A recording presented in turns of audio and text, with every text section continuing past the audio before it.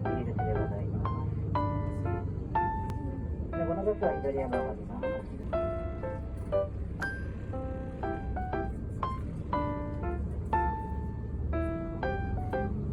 続いてバス乗り場のご案内です。右手、1番のバス停がこの、浜駅北口行きの、バス乗り場です。本日土曜日休日対応です。時刻表がバス停に、掲示しておりますので、早速ご確認をお願いいたします。では間もなく停車いたします。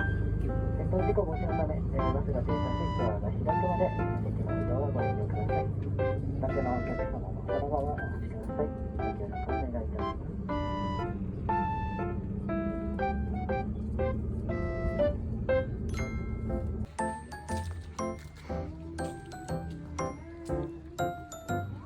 ムーミン谷に来ました。覗くのだーれ。